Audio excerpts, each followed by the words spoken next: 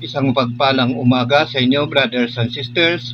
Muli si Brother Chito na maghatid sa inyo ng mabuting balita ng Panginoong Yesus, ang mabuting balita ng kaligtasan. Purihin natin ang Diyos, purihin natin ang Panginoong Yesus.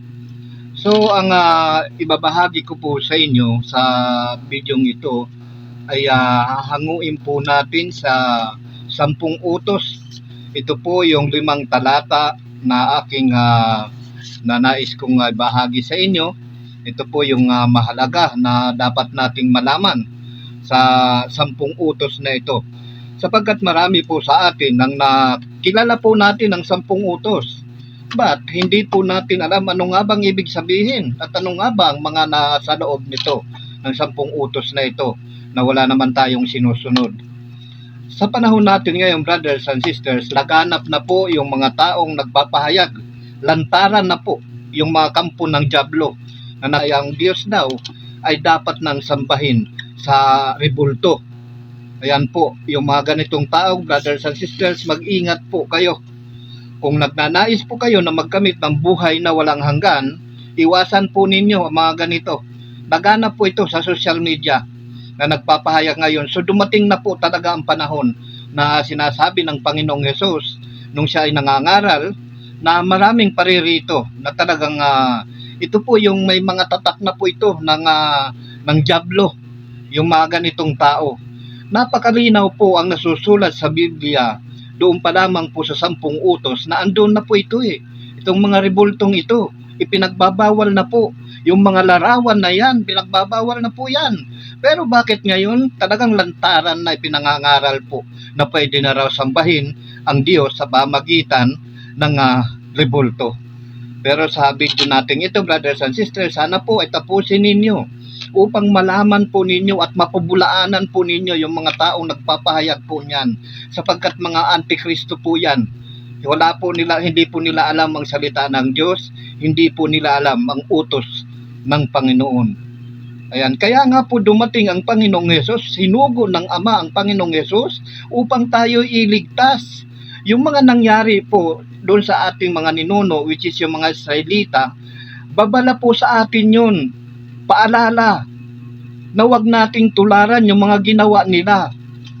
Katulad niyan, meron po nagpapakilala na siya daw ay Katoliko. I don't know, hindi ko naman po siya kilala kasi sa video po, hindi naman na pinapakita yung mukha niya. Pero sa boses po, kilala ko ng taong ito Nakikita ko na ito So, mag-ingat po kayo. Lantaran po niyang ipinangangaral na si Kristo daw ang Diyos ay pwede na pong sambahin sa pamagitan ng rebulto. Actually, yung video nga po niya, isinib ko po yan. Ayan po.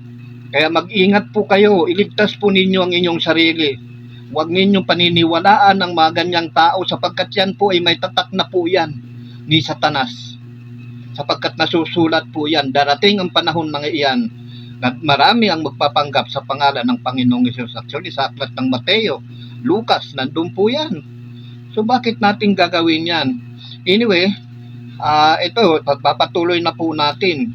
Kahangalan ang sumamba sa Diyos-Diyosan, mga rebulto, larawan, buwan, araw at anino at lahat ng walang buhay. Kahangalan po ang pagsamba niyan. Okay, sabihin na natin sa first argue, hindi natin sinasamba. Di ba? Yan ang katuwiran natin Hindi naman sinasamba, kung hindi ipinapatungkol lang doon sa Diyos yung kapatid. Kaya nga dumating ang Panginoong Hesus upang baguhin yung pananaw nating iyan. Hindi na po sa pamamagitan ng mga rebulto, ng mga bagay na iyan, mga anino, kasi ang katuwiran daw, sabi nito, nagpapakilala na siya ay Katoliko daw, yung ipinamamandiran niya, yung pagsamba daw po nila ay katulad nung nasusulat doon sa aklat ng Hebreo chapter 8 verse 5. Kapatid, hindi niya nauunawaan, mga kapatid, hindi naunawaan ng taong ito ang ibig sabihin na yun, yung nandoon sa aklat ng Hebreo. Anino daw ng pagsamba doon sa langit. Well, kung pag-iisip mo, yung bababang pag-iisip mo, hindi mo gagamitan ng lohika, maaaring ganun nga. Kasi, siyempre, pagka anino nga naman, ang galaw ng original, yun din yung galaw ng anino. Pero kung gagamitan po natin ng logic yan, hindi po ganyan ang pagkakaintindi, ang pang-uunawa po dapat ng salita ng Diyos or yung nasusulat na yun sa aklat ng Hebreo.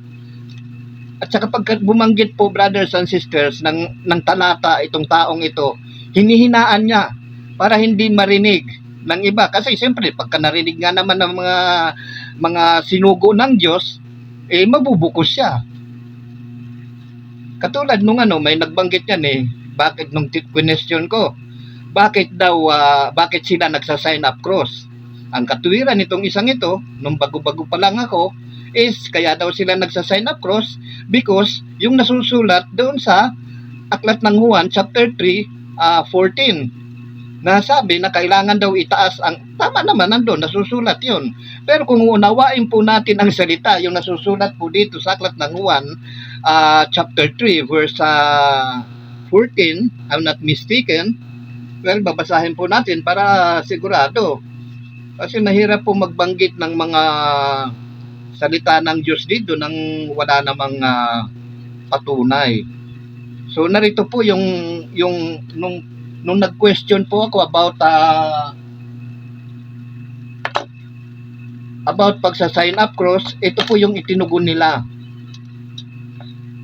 Yung doon kasi sa lumang tipan ay meron pong ginawa na yung tikin or panungkit, kasi at the time, dahil nga sa mga Suwail, yung mga ninuno natin, yung mga Israelita, pinadalhan sila ng Diyos ng ahas na bababangis na kung sino ang matuklaw ay mamamatay kaagad.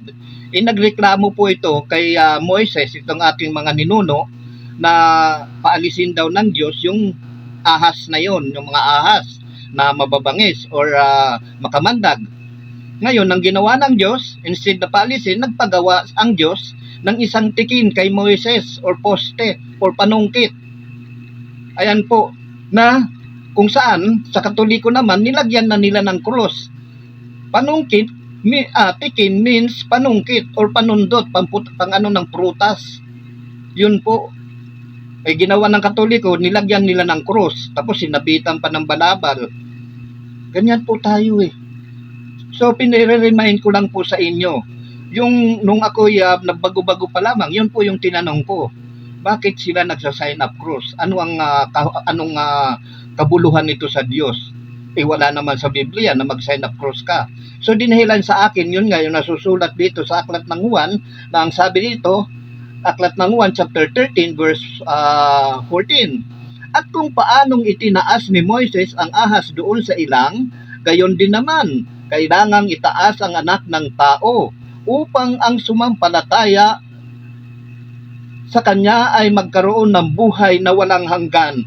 Ayan po, kasi yung tikin na yun doon sa lumang tipan, kaya pinagawa ng Diyos yan, kapag natuklaw ka ng ahas na yon, na pinadala doon ng Diyos sa pinakalat na yon, titingin ka lang doon sa tikin na yon, doon sa poste na yon or panungkit na yon, doon sa taas. Kapag nakita mo yun, pero ginto yun na pinagawa or pilak, pinagawa na yon. Ngayon, kapag tumingin ka doon, nakagat ka ng ahas, mawawala yung kamandag ng ahas, gagaling ka. So yan daw kaya sila nagsa-sign up cross because of that. Napakalayo po. Kung iuugnay mo yung sign up cross, tikin yun, hindi naman cross yun Tikin, panungkit. Yan po yung tunay na Tagalog yan. Hindi po cross. Walang nakalagay doon na cross. Kaya sinabi po dito ng Panginoong Hesus sa aklat ng Juan na at kung paanong itinaas ni Moises ang ahas doon sa ilang, gayon din naman. Ito po kasi pinagbabasihan nila kung paano daw itinaas ni Moises ang ahas doon sa ilang, which is yung tikin poong yun, nandun sa dulo yung ahas na yun na ginawa na para kung sino ang tumingin doon na natuklaw ng ahas, mawawala po yung kamandag at gagaling yung na nila. Sabi nung Katoliko daw yun, yan daw yung dahilan kaya sila nagsa-sign up cross. Napakalayo po, brothers and sisters. Yung cross na ito, kaya sinabi ng Panginoong Hesus dito sa aklat ng Juan chapter 3 verse 14, kaya sinabi kailangan itaas ang anak ng tao. Kailangan bumalik siya pagkatapos mula dito sa lupa, kailangan bumalik sa langit, mahitaas siyang muli.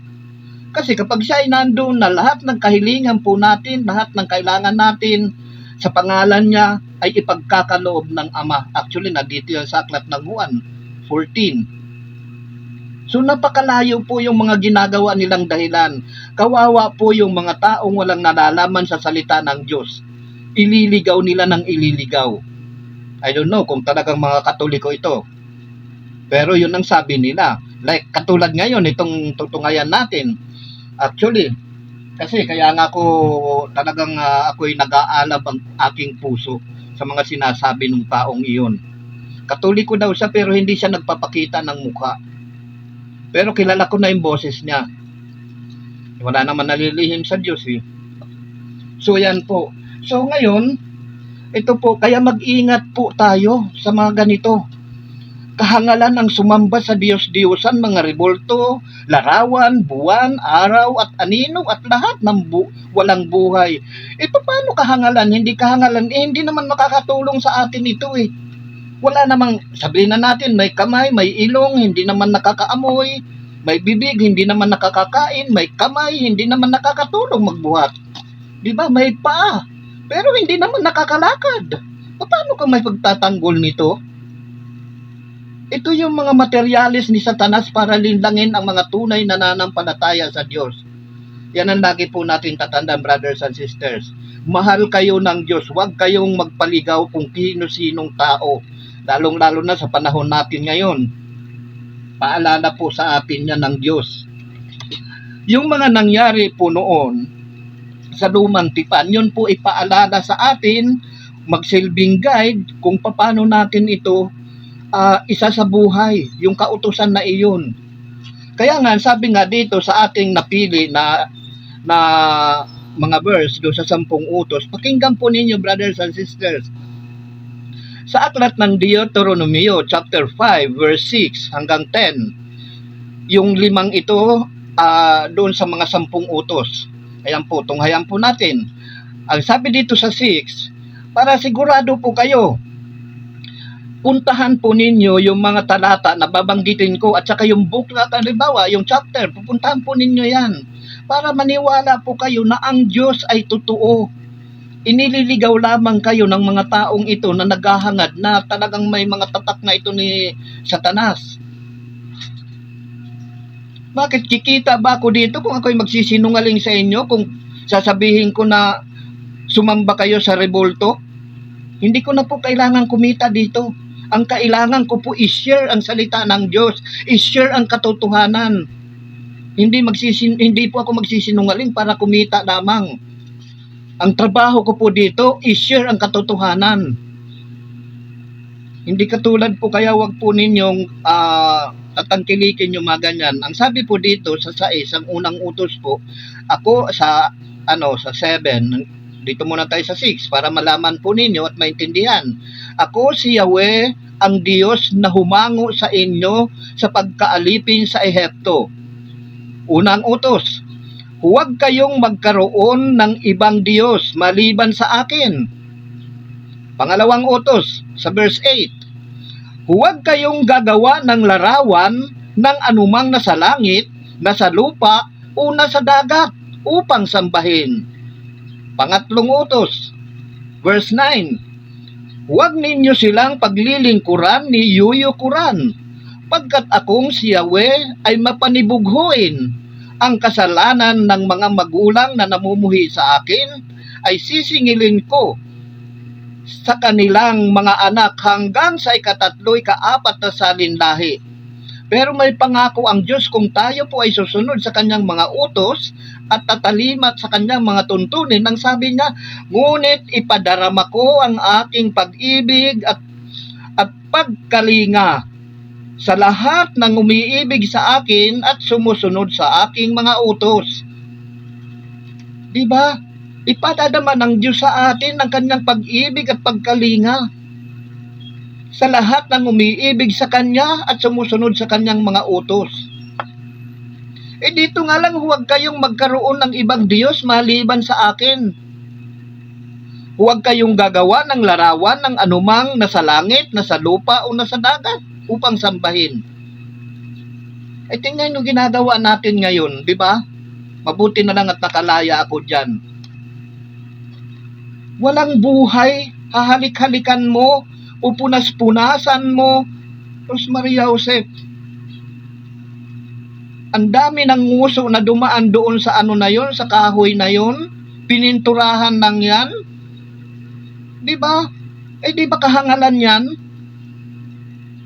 Kapatid, wala po akong pinatatamaan dito. Ang sa akin lamang po, itinutuwid ko po yung mga mali nating pagsamba sa Diyos.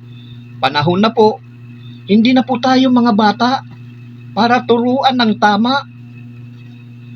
Matatanda na po tayo. Isipin mo na lang, hahalikan mo ang isang putol ng kahoy na nilagyan lang ng pintura. Di ba? Parang napakahangal naman natin talaga yon. Ikaw, kapatid, isipin mo na lang, hihimas-himasin mo yung kahoy na yon, isang putol ng kahoy. Anong may bibigay, anong may dudulot sa'yo? Sasabihin, hindi, naghimala kasi. Natural maghihimala yan kasi ginagamit ng diablo yan. Ang diablo naghihimala naman, gumagawa ng mga kababalaghan yan. Ganyan manlin lang ang diablo, kaya wag na po tayo palilin ng mga kapatid. Mahal kayo ng Diyos. Hindi kayo padadalhan ng totoong mensahe kung hindi kayo mahal ng Diyos. Sinasaway niya ang inyong mga pagkakamali, pagsamba na hindi tama. Kaya wag nyo na pong tangkilikin yung mga nagpapahayag na yan na pwede nang sambahin ang Diyos sa pamagitan ng rebulto. Kaya ikaw naman kapatid na nagpapahayag ng ganyan, wag mo nang ikalat. Ang ano ko sa iyo, ang turo ko sa iyo, kuskusin mo araw-araw yan at ilagay mo doon sa kape na iniinom mo or tubig. Ganon mo kamahal yan mga rebultong yan eh. Di ba? Kung mahal mo yan, di ganon ang gawin mo. Wag mo nang ikalat, wag mo nang bulagin yung mga tao. Dahil sa kamangmangan mo. Hindi ka pa nagpapakita ng mukha. Magpakita ka kung talagang totoo kang para maniwala sa iyo yung tao. Abay, hindi ka nagpapakita pabulong-bulong ka pa kapag binabanggit mo yung mga verse. Mabuti na lang ang Diyos matalas ang pandinig. Na kahit hindi bumuka yung bibig mo, malalaman kung anong sinasabi mo. Ganyang kadakila ang Diyos. Abay, pagkat mga talata pagka sa Biblia, binubulong para hindi malaman. Kaya kapatid, mga kapatid, brothers and sisters, sa panahon natin ngayon, wag na po tayo basta-bastang naniniwala sa mga ganyan. Ang Diyos, lagi ninyong tatandaan, brothers and sisters, yung nasa Juan chapter 4 verse 24 or 23 hanggang 25. Yan po ang tatandaan ninyo. Nang sabi ng Panginoong Hesus, hindi ninyo nakikilala ang inyong sinasamba, ngunit nakikilala namin ang aming sinasamba, sapagkat dumarating na ang panahon, ngayon na nga, sabi ng Panginoong Hesus, ngayon na nga, na ang mga tunay na sumasamba sa Diyos ay sasamba sa Kanya sa Espiritu at sa katotohanan, sapagkat yan ang hinahanap ng Diyos na sa mga sumasamba sa Kanya, sapagkat ang Diyos ay Espiritu. Yan po ang lagi nating tatandaan, ang Diyos ay Espiritu. Hindi po siya bato, hindi po siya kahoy na pinutol. Buhay po ang Diyos. Espiritu po, nakaluklok po siya sa trono niya sa langit. Kaya wala tayo dapat gagamitin na kung ano-ano dyan ng mga bagay sa ating pagsamba. Itinuturo na po sa atin Kaya wag po kayong palilin lang sa mga taong iyan. Buhay ang Diyos na dapat doon tayo magdirekta sa Kanya. Mga kinamuhian noon ng Diyos nung nung sa nung galing sila sa Ehipto yung sa mga Israelita, yung mga ninuno natin. Ayan naman, talagang literal na silang sumasamba sa mga Diyos-Diyosan yung sa Kanaan, kaya pinalaya sila ng Diyos noon. At ang ipapalit sana itong mga Israelita na inilabas doon sa Ehipto kung sila'y naging matatag. Kaso, nawalaan sila ng pag-asa, nawalaan sila ng pananalig sa Diyos, gumawa sila ng sarili nilang daan hanggang sa naligaw. Yan po yung mga ninuno natin. Kaya yung naituro sa atin, naituro doon sa ating mga magulang, yan din po yung naituro sa atin na nahi-apply din naman natin. Hindi mapuputol yan hanggang sa katapusan ng daigdig yan kung walang magpapahayag ng katotohanan. Dumating na po ang Panginoon para baguhin natin ang pananampalataya natin. Spiritual na po dapat. Narito po ang pagpapatuloy po. Mga kapatid, sa ating pagbasa ngayon, narinig natin ang pinakamahalagang bahagi ng kasunduan or ng Diyos sa kanyang bayan mula sa bundok ng Sinai. Ibinigay kay Moises ang kanyang mga utos. Ibinigay ng Diyos yung mga utos na yun po para magsilbi, matuto po tayo. Magsilbing guide sa pamumuhay natin upang hindi po tayo maligaw sa daan ng Diyos. Ikaso nga, gumawa yung mga ninuno natin ng mga iba-iba kanya-kanyang daan, kaya naligaw. Kaya na-adapt natin ngayon yung pagkaligaw nila, na-adapt natin kasi tinuro yun ng mga magulang nila At itinuro din sa atin ng mga magulang natin. Yun yan. Maliban po na tayo magbagong buhay, magbalik loob sa Diyos, wala po tayong kaugnayan sa Diyos. Sabi ko po sa inyo. Ayan. Basahin natin sa aklat ng Exodo chapter 24 verse 12. Sinabi ni Yahweh kay Moises, umakyat ka, Rini. Maghintay ka at ibibigay ko sa iyo ang mga tapyas ng batong kinasusulatan ng mga kautusan at ng mga tagubilin. Sinulat ko ito upang maging tuntunin ng mga tao upang gabayan tayo, protektahan at ipakilala kung sino siya. Diba? Ayan po kaya ginawa po yung kautusan iyan upang hindi tayo maligaw, protektahan tayo. Yung mga tuntunin na protektahan, ipaalala kung sino siya upang malaman po natin kung sino yung Diyos na sinasamba natin. Hindi po yung mga poste-poste, katuyaw nga. Ayan, ano ba ang utos? Ang sabi dito sa aklat ay pagpapakilala ng Diyos. Ako si Yahweh, ang Diyos na humango sa inyo sa pagkaalipin sa Ehipto. Tingnan nyo, napakabuti ng Diyos. Hinango niya yung mga ninuno natin, yung mga naalipin sa Ehipto. Tapos gumawa pa sila ng nila. Ngunit ipadarama ko ang aking pag-ibig at pagkalinga sa lahat ng umiibig sa akin at sumusunod sa aking mga utos. Ayan hindi naman tayo pababayaan ng Diyos kung tayo susunod sa kanyang mga utos. Ipadaraman niya ang ating ang kanyang pag-ibig at pagkalinga sa atin. Hindi naman basta-basta magsasalita ang Diyos ng hindi totoo. Kaya nga ang salita ng Diyos ay katotohanan. Ayan, tuloy. Ano ba ang mga utos ng Diyos? Sa talatang binasa natin ay narito ang tatlong pinakamahalagang utos ng Panginoon. Talatang 7 hanggang 9. Pakinggan ninyo. Pinakamahalaga po ito sapagkat magiging hangal po tayo kung ito ay gagawin natin. Huwag kayong magkaroon ng ibang Diyos maliban sa akin. Unawain po ninyo, huwag kayong magkaroon ng ibang Diyos maliban sa akin. Gasgas na po yung katuwiran naman, yung katuwirang iyan na hindi naman yun ang sinasamba patungkol yan sa kanya Pwede ba yun? Tanong ko sa iyo, brother or sister. Halimbawa, ikaw ay may asawa. Sige, sabihin natin, ako binata. Sabi nung asawa mo, ikis daw kita para sa iyo, para sa kanya. Pwede ba yun? Papayag ka ba noon, brother or sister? Di ba? Halikan daw kita. Sabi nung, ito, kumpare na lang, gagamitin natin para pinakamahalay. Di ba? Pinakamahalay na salita. Total, pang mundo na rin naman ginamit ko Sabi, ikaw papayag ka ba? Halimbawa, pare, ikis mo nga ako sa kumare mo para sa akin. Papayag ka bang ganon? Well, kung hindi ka papayag, how much more ang Diyos? Sapagkat ang Diyos ay mapanibughuin. Ang gusto niya, siya lang ang iibigin sapagkat tayo ang inibig niya. Yun ang logic noon. Di ba? Kasi patungkol ninyo, kaya sabi ninyo, hindi naman namin sinasamba yan eh. Well, first argue, okay, fine.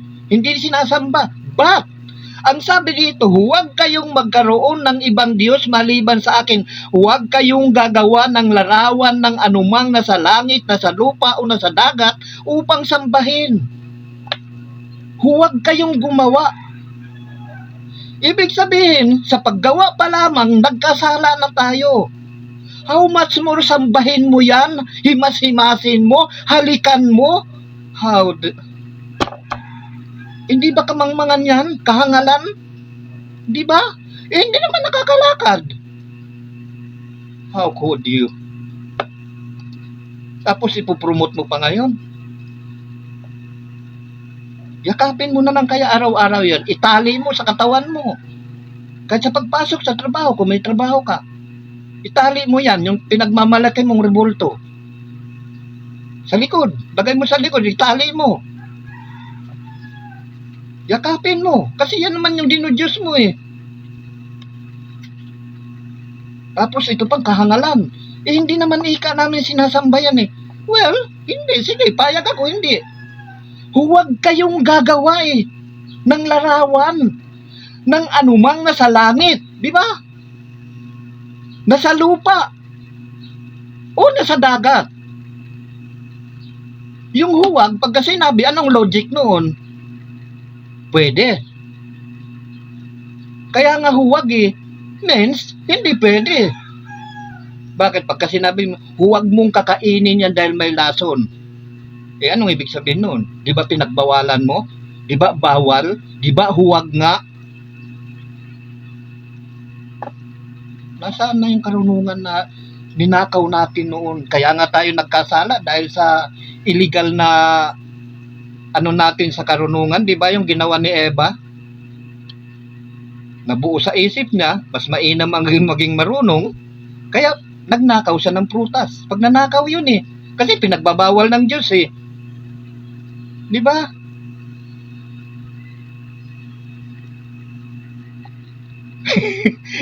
Mga alam nyo, di ba? Pinagbabawal, ibig sabihin, kapag pinagbawal na kinuha mo, pag nanakaw yun. Sa batas natin dito sa daigdig ngayon, sa lupa, sa batas ng lupa, pag nanakaw yun eh, pagka kinuha mo, na ipinagbabawal, lalo na sa bakuran ng may bakuran. Bawal talaga yan. Bakit? Kasi nga, yung paghahangad ni Eva na magkaroon ng karunungan, kaalaman, illegal sa pangsarili niya. Kaya ano ang nangyari sa karunungan natin? Di ba? Naging kamunduhan kasi nga, nagpasakop siya kay Satanas. Tinukson siya nung ahas, nung matandang diablo. Huwag nga eh. Ang logic ba noon, yung huwag eh, pwede? Ganun ba yun? Ganun ba yung logic noon? Parang napakababaw naman ng pag-iisip natin noon. Di ba? Kapatid, gamitan po natin ng malalim na luhika ang salita ng Diyos kasi yun yung kailangan. Huwag natin gamitan ng kamangmangan. Kasi ang mga hinirang na tunay na hinirang ng Diyos, hindi mangmang, matalino. Yan ang lagi nating tatandaan. Lahat ng hinirang ng Diyos, matalino. Kaya hindi mo malilindang, kapatid. Huwag nga eh. Tapos ipopromote mo pa. Pwede nang sambahin ang Diyos sa pamagitan ng rebulto. Tali mo na lang sa katawan mo yan. Pinagmamalaki mo. Na rebulto mo. Ambot sa imo diha, saba diha dong naun sa kamangka. Ayan, so ano ba ang mga utos ng Diyos? Ayan nga, sabi nga dito, huwag magkaroon ng ibang Diyos maliban sa akin. Huwag kayong gagawa ng larawan ng anumang nasa langit, nasa lupa, o nasa dagat upang sambahin. Ayan, yung mga utos, huwag ninyo silang paglilingkuran, niyuyukuran, pagkat akong si Yahweh ay mapanibuguin nga ni. Di ba? Mapanibuguin eh. Bakit ikaw ba pagka nagsiselos ka ba? How much more ikaw? Sabihin mo, pare, i-kiss mo nga ako doon sa kumare mo para sa akin. Papayag ka ba noon? How much more ang Diyos dahil mapanibuguin. Ang pangalan niya, papanibuguin. Siloso. Ganyan ang pag-ibig ng Diyos sa sanlibutan. Di ba? Tapos gagawa-gawa ka pa ng kwento na ambot sa imo diha. Tingnan mo yung kamangmangan mo, pati yung mga anak madadamay dahil sa kahangalan natin. Di ba? Kaya nga, tingnan mo, huwag ninyo silang paglilingkuran ni yuyukuran, pagkat akong si Yahweh ay mapanibughuin ang kasalanan ng mga magulang na namumuhi sa akin, ay sisingiling ko sa kanilang mga anak hanggang sa ikatatlo at ikaapat na salin lahi. Di ba? Pinahamak mo pati yung mga anak dahil sa kahamangmangan mo. Instead na ituwid mo yung tao, ibalik mo sa tunay na pananampalataya, ay hindi ay siya.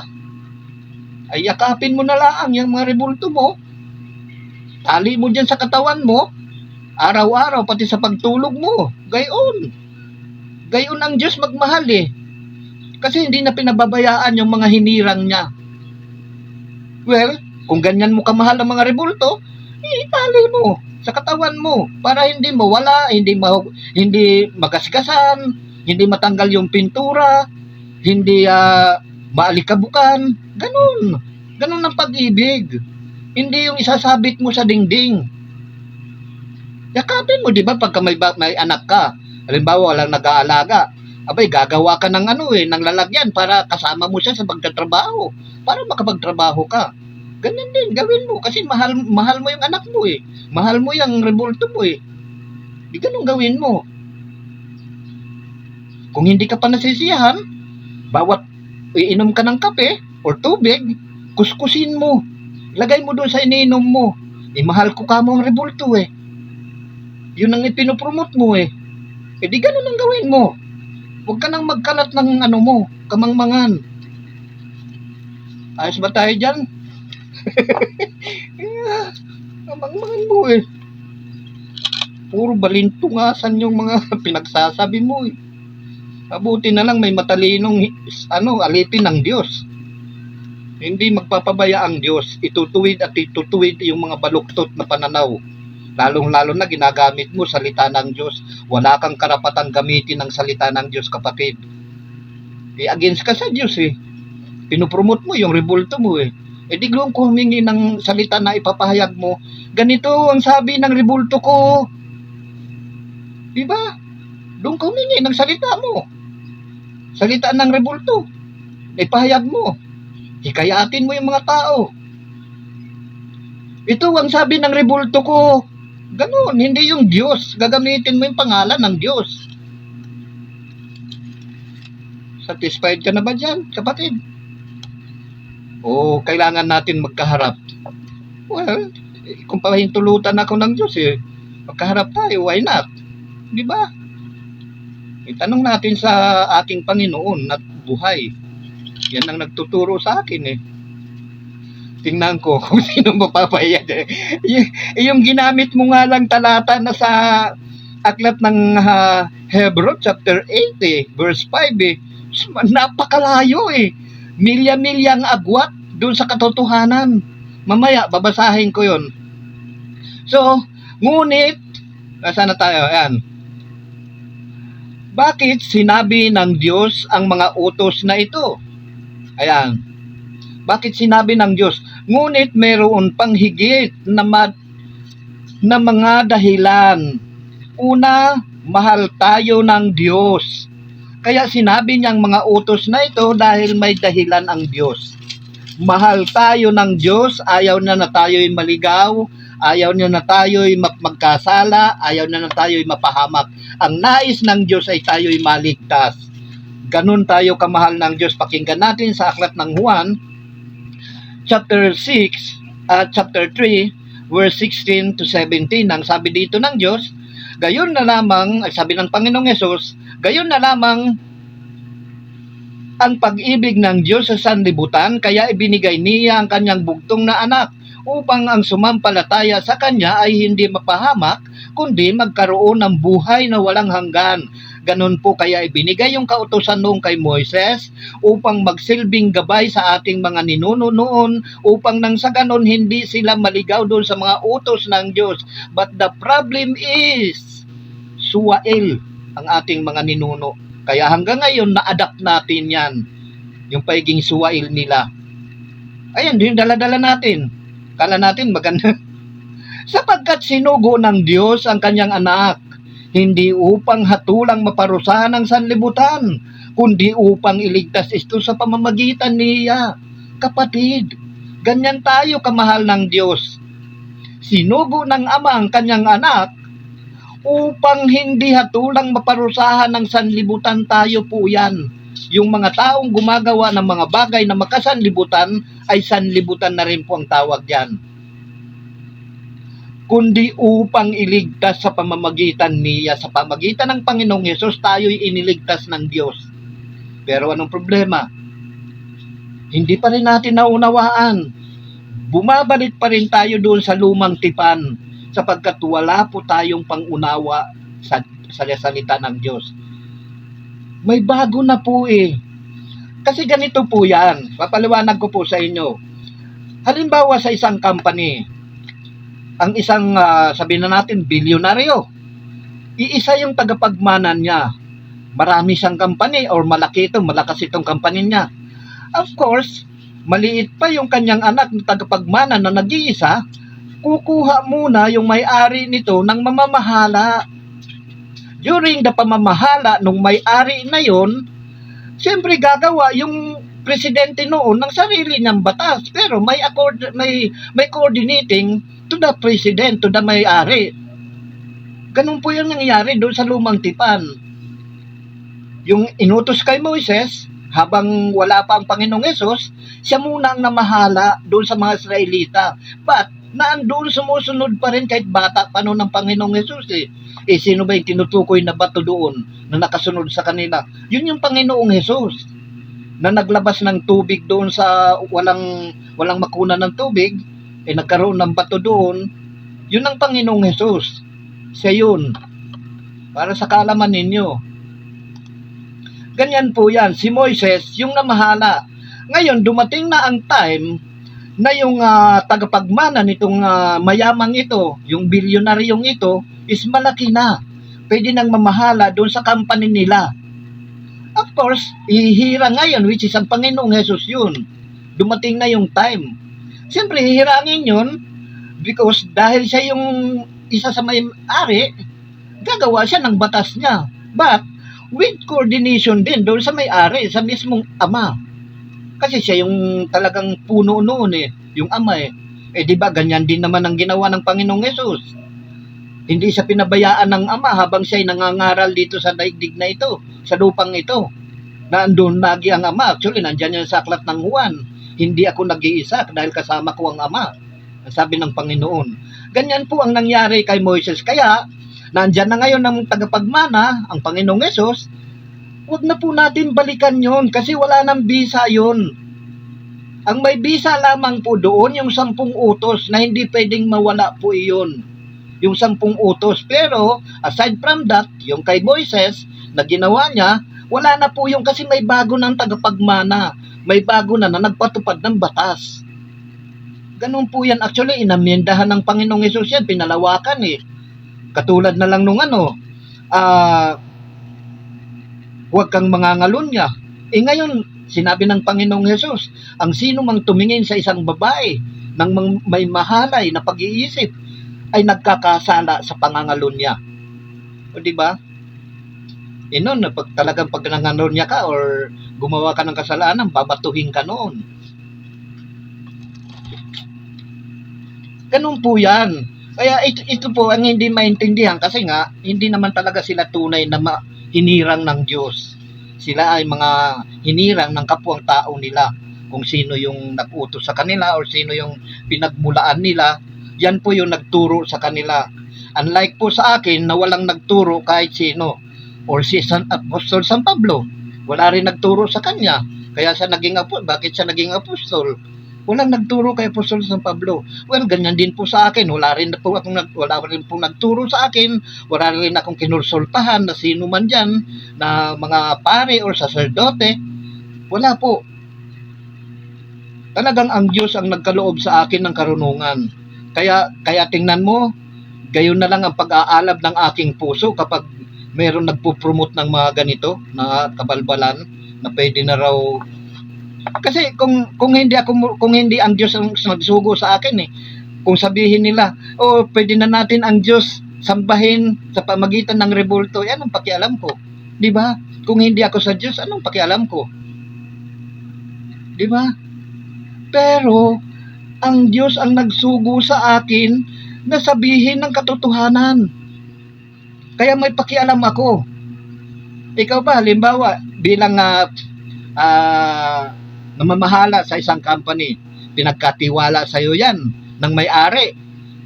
Kapag bumagsak yan, mananagot ka sa akin. Di ba? Ganyan ang Kailangan palaguin mo yan. Gawin mo yung makatotohanan. Lahat ng dapat ikaangat ng kampaning iyan. Ikaw unlad ng kampaning iyan. So ganyan din po ako. Ginagawa ko ang lahat para parangalan ang Ama at ang Anak na siyang nag-utos sa akin. Kung hindi yan ang nag-utos sa akin, wala akong pakialam. Katulad nung ako nasa sanlibutan pa. Tinatawan-tawanan ko lang yan noon Iningiti-ngitian Pero ngayon, because inutusan ako, sinugo ako, kaya nagmamalasakit po ako sa salita ng Diyos. At nagmamalasakit ako sa Diyos, Ama at yung Anak. Kung wala akong pakialam, di hayaan ko na lang yan. Ganyan ang pag-ibig, kapatid. Halimbawa na lang, ikaw may asawa ka. Binabastos na ng iba. Hindi mo pa pakikialaman? Hayaan mo na lang ba? Well, ganyan din po ako. Binabastos na ng mga taong ito na walang alam sa salita ng Diyos. Ang salita ng Diyos, hindi pa ba ako iimik? Bilang pinagkatiwalaan ng salita ng Diyos? Natural na pagtatanggol ko ang Diyos. Napakaganda ng logic, kapatid. Kapag gumamit ka ng totoong logic, napakagandang pakinggan. Hindi yung mga ibubulong mo pa yung mga talata. Ito talata nga dyan. Di ba? Mga kapatid, ayaw ng Diyos na ang tao ay maging hangal at mapahamak dahil sa mga Diyos-Diyosan. Ayan. Ayaw ng Diyos. Alam nyo ba mga kapatid kung ano ang dala-dala ng mga Diyos-Diyosan ito, yung mga rebultong ito? Alam nyo ba kung anong yung salot na dala nito at kung saan ito nagmula? Alam nyo ba yan? So ngayon kapatid, kung hindi nyo pa alam, ipapaalam ko po sa inyo. Pakinggan po ninyo dito sa aklat ng Karunungan ni Solomon, chapter 13, verse 10 hanggang 19. Pakinggan po ninyo. Yan, unawain po ninyo. Ito ba yung ipinagmamalaki ninyo mga rebulto? Pakinggan ninyo kung saan ang galing ito at kung paano ito ginawa. Ayan, at kung ano ang dala nitong pakinggan ninyo kapatid. Huwag ninyong imimiss ito. Kailangan nito para unawain ninyo. Ayan, dito sa aklat ng Karunungan ni Solomon, chapter 13, verse 10 hanggang 19. Na ang sabi dito,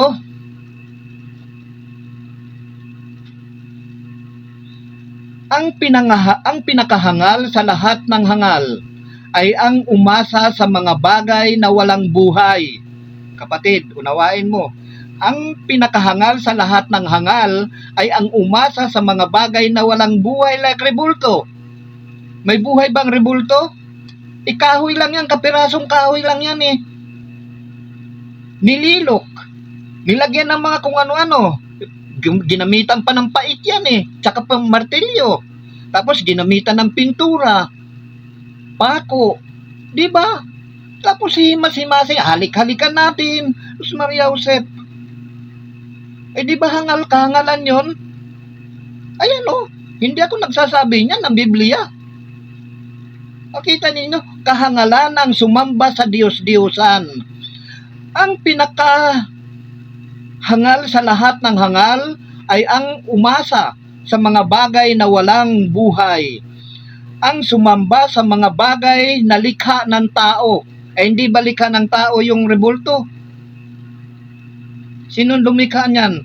Di ba tao? Ginamitan ng pait, ginamitan ng pako, ginamitan ng martilyo. Di ba? So, nasaan yung pangunawa natin? Tuloy. Sa 11. Ayan, kung saan nagsimula ito, kapatid, ayan, kung kanino nag-ano ito. May isang mahusay na manlililok. Pumutol siya ng isang punong kahoy. Inalisan ng bakat ng banakal at ginawang isang kasangkapan na maaring pakinabangan ng tao. Pinutol niya ang mga tatal at ginamit na panggatong. Ayan, pakinggan ninyo. Sa pagluluto ng pagkain na makabubusog sa kanya. May isang piraso na walang mapaggamitan sapagkat balo-baluktot at tagtad ng buko. Sa oras na wala siyang ginagawa, ay maingat niya itong hinuhugisan at ginagawang isang larawan ng tao. Hallelujah! O ng isang hamak na hayop. Pinintahan niya ito ng pula ang lahat ng kapuspusan. Iginawa niya ito ng isang angkop na lalagyan. Isinabit sa dingding at ipinako ng matibay. Pinag-ingatan niyang huwag mahulog iyon, pagkat alam niyang iyon ay larawan lamang at hindi mapapangalagaan ang sarili. Ngunit hindi siya nahihiya manalangin sa halarawang ito tungkol sa kanyang asawa, anak, at kabuhayan. Mahina iyon, ngunit doon siya humihingi ng lakas ng katawan. Patay iyon, ngunit doon siya humihingi ng buhay. Wala iyong karanasan, ngunit doon siya humihingi ng tulong. Iyo'y walang paa, ngunit doon siya humihingi ng mabuting paglalakbay. Ang mga kamay niyon ay di man lamang maigalaw, ngunit doon siya humihingi ng tulong. Hallelujah!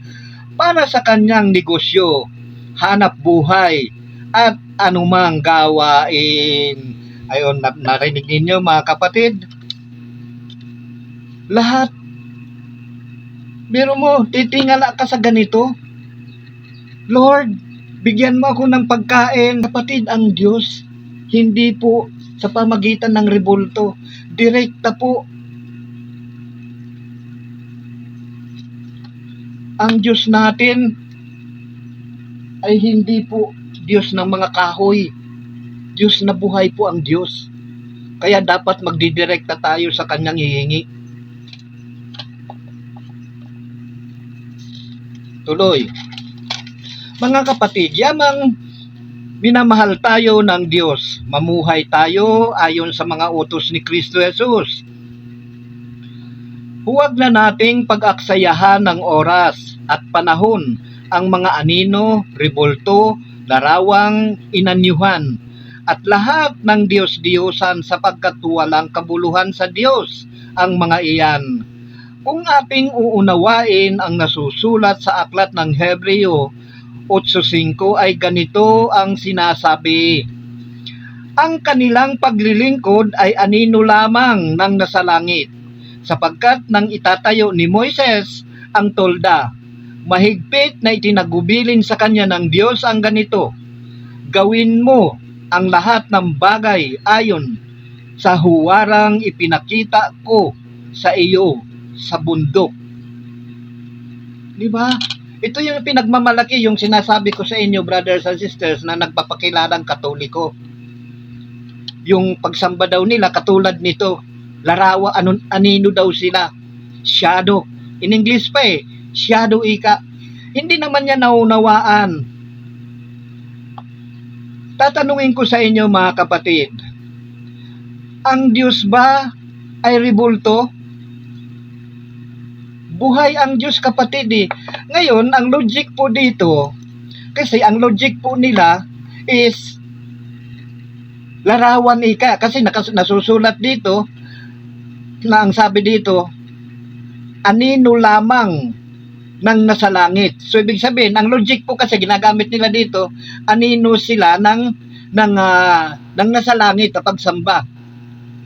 Well, sa mababang lohika, pwede tayong maniwala Pero is anino, kaya nga sinabi, sapagkat anino lamang, meaning to say, walang kabuluhan ng anino. Kanilang paglilingkod ay anino lamang ng nasa langit. So ito daw ang sabi ng ganon. Ganito daw yung paglilingkod nila. Kasi ang ginagamit nilang logic, yung anino is kung ano ang galaw ng original, ganon din ang galaw ng anino. But ang tunay na logic po dito, ang anino is walang kabuluhan just because wala siyang form, wala siyang mukha, wala siyang kung ano man, basta't hugis lang siya, kung ano yung gumagalaw, like dahon, yun lang siya. Pero ang tunay na logic po dito is buhay ang Diyos. Ngayon, kung si Kristo, ang sinasamba nila sa langit ay buhay, kung talagang anino po tayo ng pagsamba ng nasa langit, dapat buhay din po ang sinasamba natin dito sa lupa. Yan po yung logic niyan ng mga marurunong. Kung talagang anino ka ng pagsamba ng nasa langit, wala ka dapat gagamitin ng kung anuman, ng mga rebulto, mga larawan, sapagkat buhay ang sinasamba doon sa langit. Dapat kung anino ka, kung ano ang sinasamba sa langit, ganun din dapat yung pagsamba mo rito. Buhay din dapat ang sinasamba mo, hindi anino. Yun ang tunay na logic po dyan. Hindi yung anino is yun yung gumagalaw. Anino lang. Kaya walang kabuluhan yun, yung pagsamba nila noon. Walang kabuluhan sa Diyos. Kaya nga sinugo ng Panginoong Hesus upang mabago na yon. Kasi yung pagsamba ng mga pari nung panahon na yon, yung mga saserdote noon, is walang kabuluhan, is anino lamang yun ng pagsambang nasa sa langit. Tuloy natin. Ang sabi dito,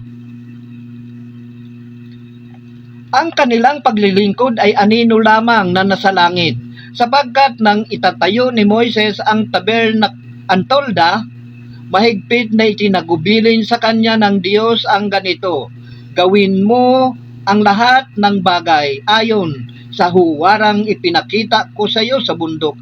So ano ba ang ipinakita ng Diyos sa bundok?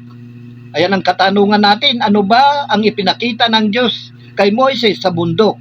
Basahin natin sa aklat ng Exodo chapter 3 verse 1. Samantala mula sa pagtira ni Moises sa Madian, siya na ang nag-alaga sa kawan ng biyenan niyang si Jethro. Minsan tinaboy niya ang kawan pabaktas ng disyerto at nakarating siya sa Horeb, sa bundok ng Diyos. Doon ang anghel ng Panginoon ay napakita sa kanya. Parang ningas. Ayan daw sinasabi nila, anghel daw. Hindi nila binabasa yung parang ningas sa gitna ng isang nagbabagang punong kahoy. Kitang-kita ni Moises na nagliliyab ito, ngunit hindi nasusunog. Nasaan yung anino doon? Diba? Ito ang ipinapagaya ng Diyos yung sa Hebreo 8:5. Kung ano yung ipinakita ng Diyos kay Moises, yun din dapat ang gawin niya doon sa tabernakulo o doon sa tolda. Kaya nga sinabi ng kasulatan sapagkat nang itatayo ni Moises ang tolda, mahigpit na itinagubilin sa kanya ng Diyos ang ganito, gawin mo ang lahat ng bagay ayon sa huwarang ipinakita ko sa iyo sa bundok. Ano ba yung huwarang iyon? Ayun, dapat tinatanong ninyo yung sarili ninyo eh. Hindi basta-basta na lamang po tayo naniniwala. Ano ba yung huwarang iyon? Pakinggan natin. Dito sa aklat ng Exodo chapter 3 verse 2. Doon ang anghel ng Panginoon ay napakita sa kanya. Ayan, ang inaano nila, ang anghel daw ay nagpakita sa kanya kay Moises. Hindi pa naman yun eh, nag-uumpisa pa lang. Hindi naman totally ang anghel ang nakita niya. Kundi, ganito, doon ang anghel ng Panginoon ay nagpakita sa kanya. Kasi ang logic kagad nila, ang ibig sabihin kagad nila, ang anghel nang nagpakita sa kanila. Meron pa yan eh, sa kanya. Parang ningas sa gitna ng isang mababang punong kahoy. Ningas, kapatid, hindi anghel. Ang anghel ang nagpakita sa pamagitan ng ningas. Ayun yung makikita mo, hindi yung anghel mismo. Yung makikita mo mismo is ningas, hindi yung anghel. Nagpakita ang anghel sa pamagitan ng ningas. Ang logic kaagad nila, anghel kaagad ang nagpakita eh. Anghel kaagad ng Diyos eh. Na parang ningas. May anyo ba yung may anyo ba yung ningas ng apoy? Wala naman eh. Ano may lalarawan? Ano may guguhit mo roon? Bilog lang yun eh. Wala namang mukha yun. Diba? Doon ang anghel ng Panginoon ay napakita sa kanya. Parang ningas sa gitna ng isang mababang punong kahoy. Kitang-kita ni Moises na nagliliyab ito, ngunit hindi nasusunog. May anyo bang apoy? Nagliliyab. Yun yung anghel ng Panginoon. Pero hindi mismo yung siya mismo, kung hindi sa pamagitan ng ningas.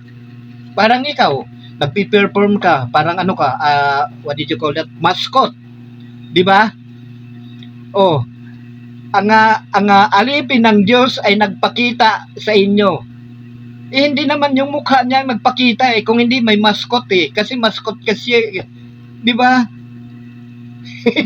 kasi yung mga salita ng Diyos, ginagamitan po yung kapatid ng lohika.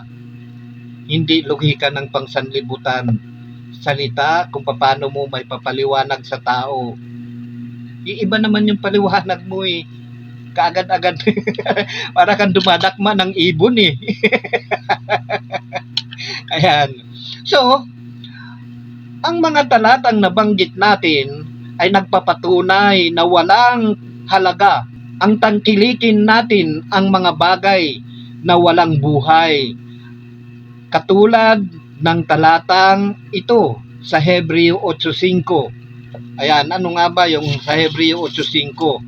Ayan, walang buhay ito eh. Kaya nga sinabi dito eh, ang kanilang paglilingkod ay anino lamang ng nasa langit, sapagkat nang itatayo ni Moises ang tolda, mahigpit na itinagubilin sa kanya ng Diyos ang ganito, gawin mo ang lahat ng bagay ayon sa huwarang ipinakita ko sa iyo sa bundok.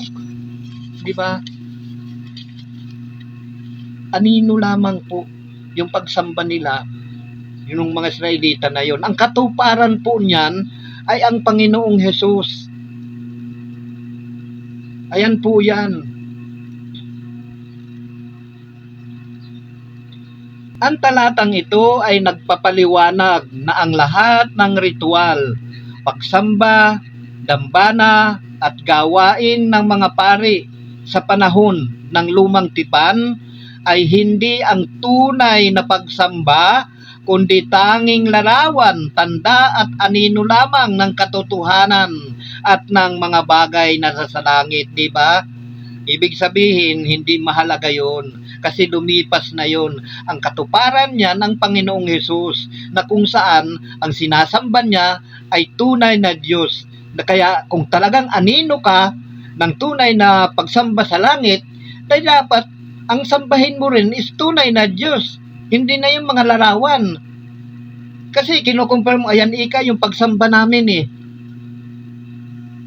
yung nasa Hebreo 8:5, which is walang kabuluhan, ay hindi ang tunay. Ang talatang ito ay nagpapaliwanag na ang lahat ng ritual, pagsamba, dambana at gawain ng mga pari sa panahong lumang tipan ay hindi ang tunay na pagsamba, kundi tanging larawan, tanda at anino lamang ng katotohanan at ng mga bagay na nasa langit.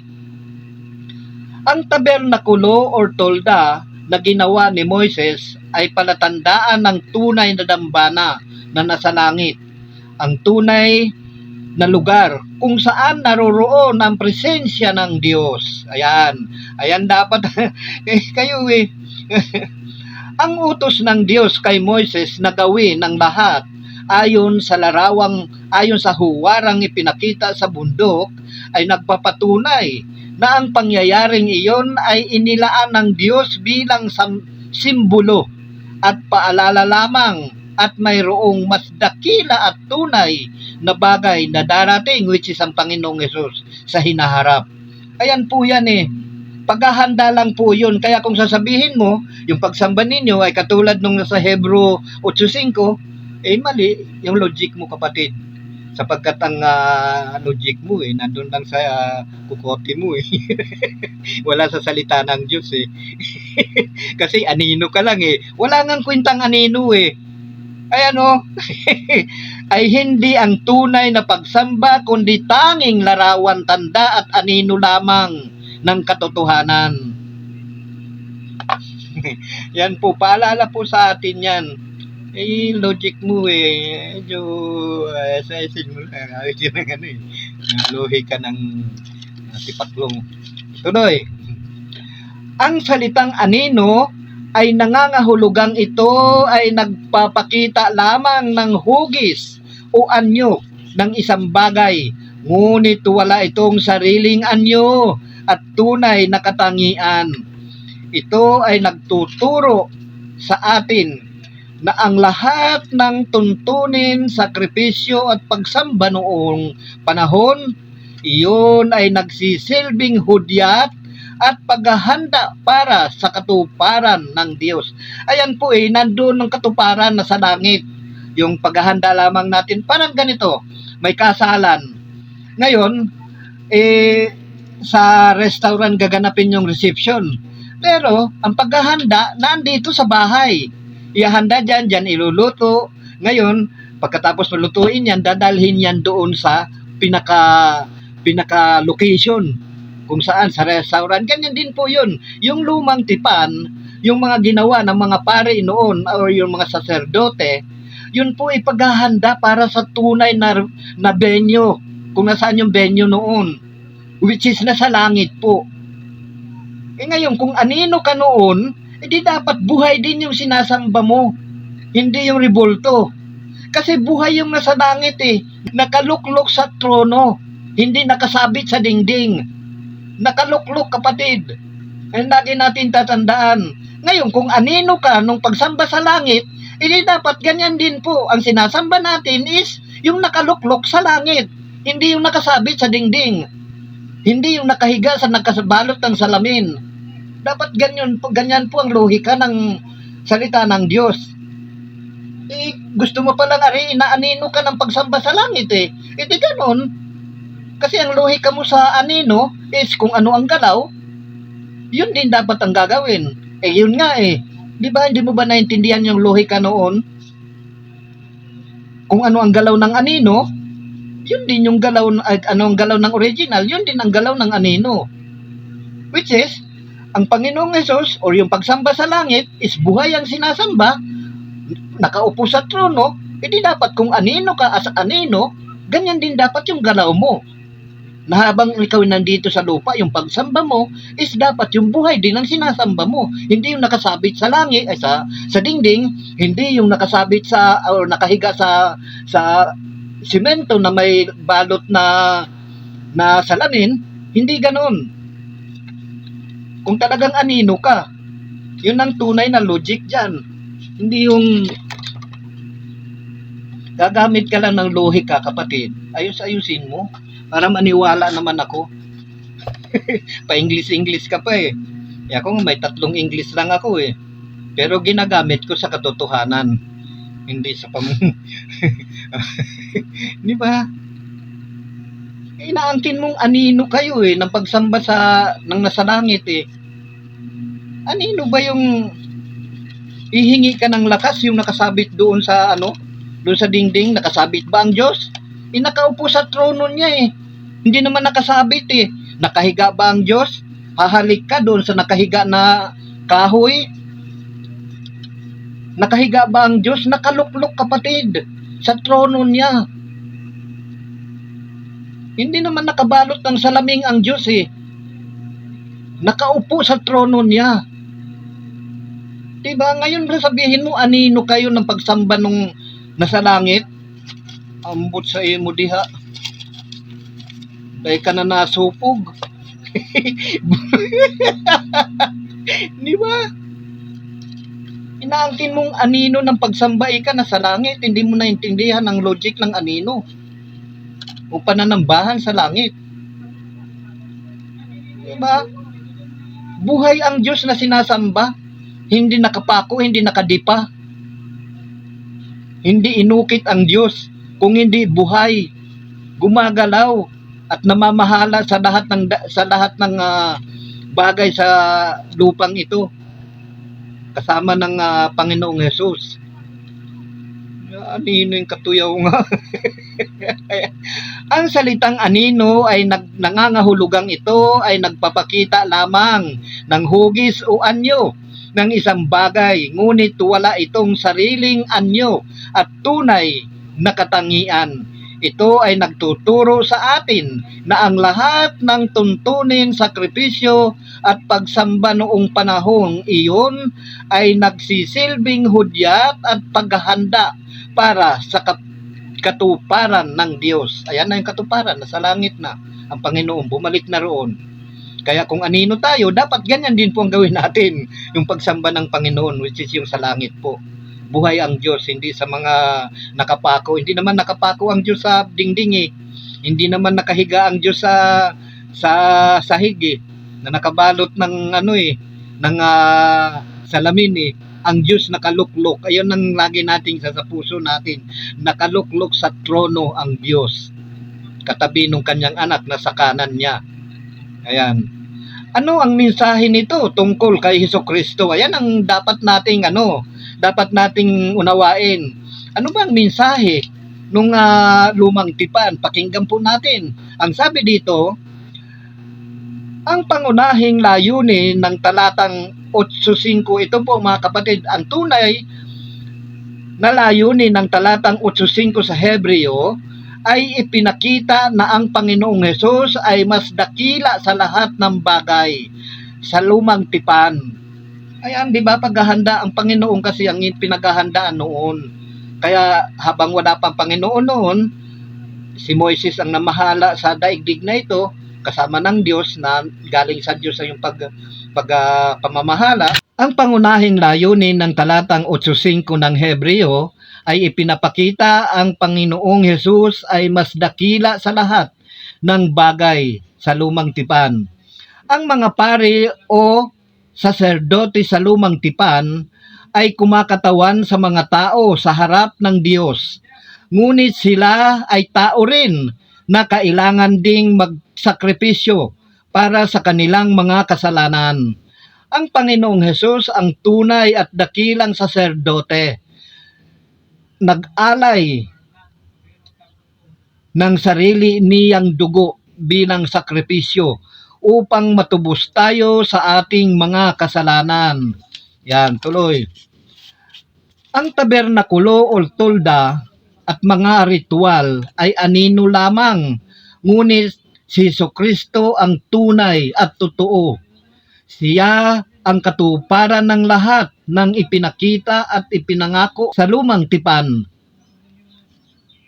Ang Panginoong Hesus ang katuparan. Kaya kung ano yung pagsamba niya sa langit, ganun din dapat. Kung tayo'y anino ng pagsamba sa langit, dapat ganyan din po yung pagsamba natin. Dahil buhay na Diyos ang sinasamba ng ating Panginoon sa langit, edi dapat buhay na Diyos din ang sinasamba natin, hindi nakapako. Sinasamba natin, nakapako nakahiga. Di ba? Buhay na Diyos. Magdirekta po tayo sa Diyos. Kaya alisin na natin yung mga obstacle na yan na nasa dingding. Walang kwenta po yan, walang kabuluhan yan. Wala po akong pakialam dyan sa gumagawa niyan, gumagamit niyan. Ang pakialam ko po dito, tinutuwid ko yung mga taong wala pang tatak ni Satanas. Pero yung mga gumagawa, yung mga ano nito, wala po akong pakialam doon. Tungkulin ko po ang ihayag ang katotohanan, ituro ang matuwid, ituro ang katotohanan, sapagkat mahal ng Diyos ang lahat ng tao kung tayo'y susunod lamang sa kanyang mga utos. Diba? Tuloy. Unawain ang layunin ng salita ng Diyos.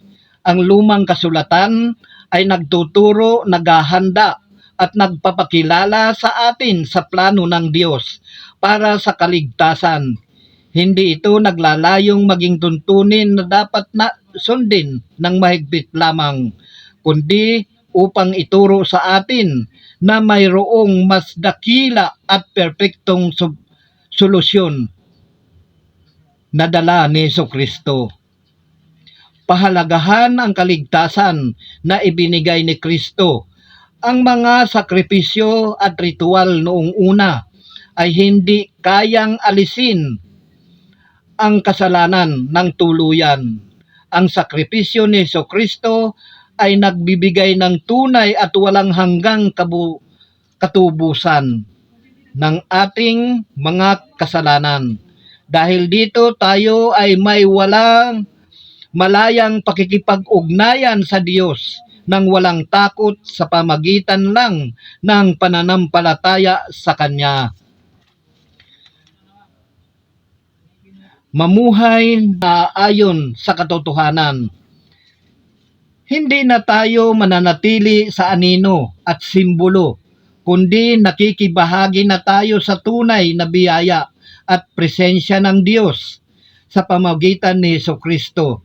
Ang ating pagsamba ay hindi na nakabatay sa mga bagay na gawa ng tao, kundi sa pananalig at pananampalataya sa Panginoong Hesus at sa Espiritu Santo.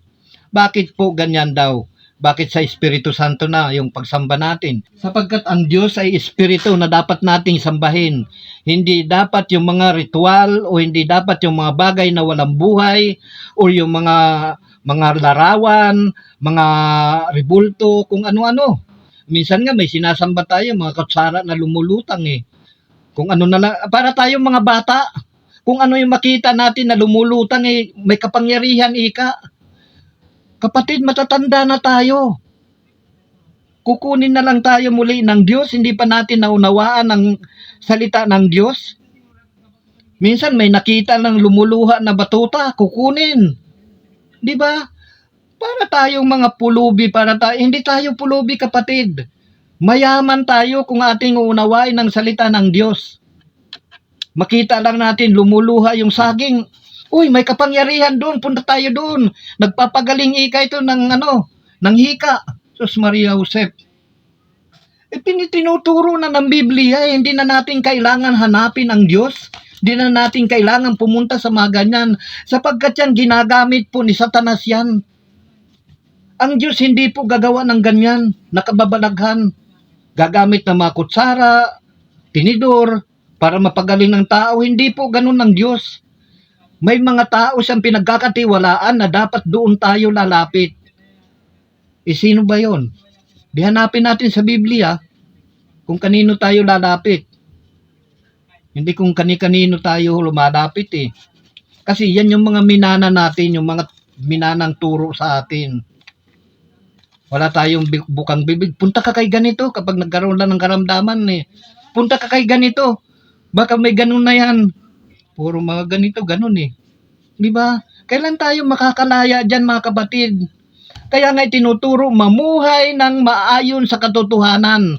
Hindi na tayo nanatili sa anino at simbolo, kundi nakikibahagi tayo sa tunay na biyaya at presensya ng Diyos sa pamagitan ni Jesucristo.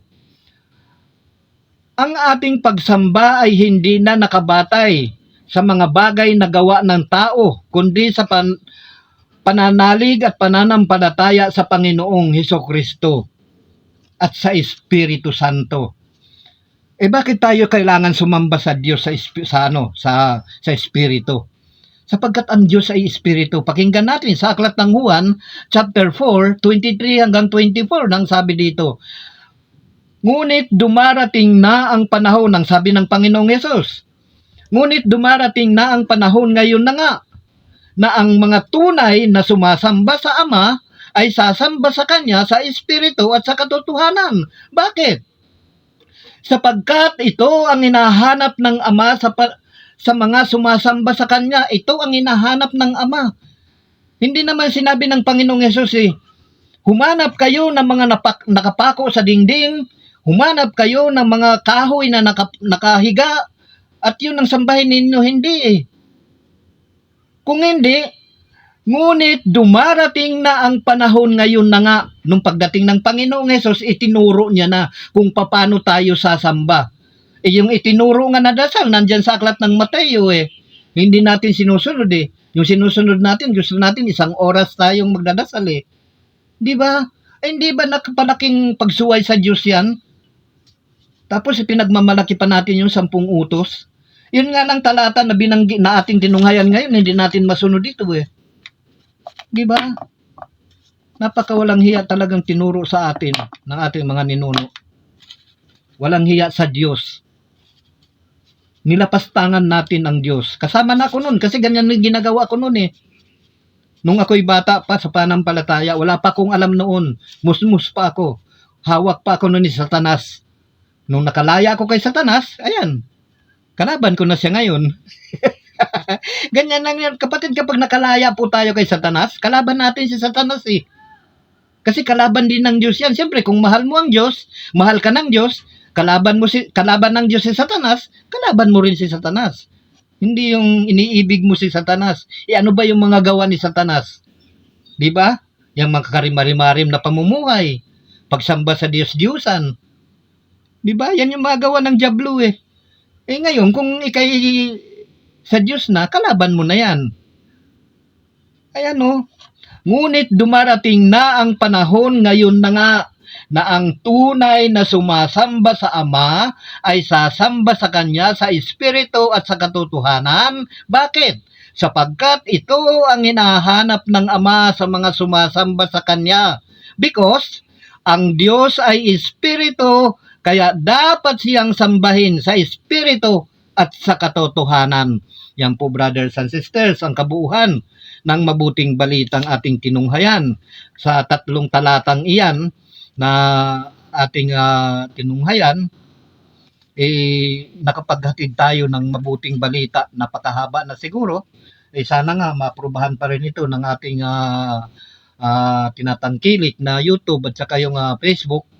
I-allow nyo naman yung katotohanan. Huwag na yung makiusap ko lang naman. So hanggang sa muli, brothers and sisters, sana po isabuhay po ninyo yung mga napakinggan po ninyong aral. Magbasa po kayo sa Biblia. Doon po ninyo tingnan yan, yung mga binanggit ko pong iyan. Hindi yung magbabanggit ka ng talata, binubulong mo para hindi ka masundan, Kala mo hindi ka maririnig ng Diyos?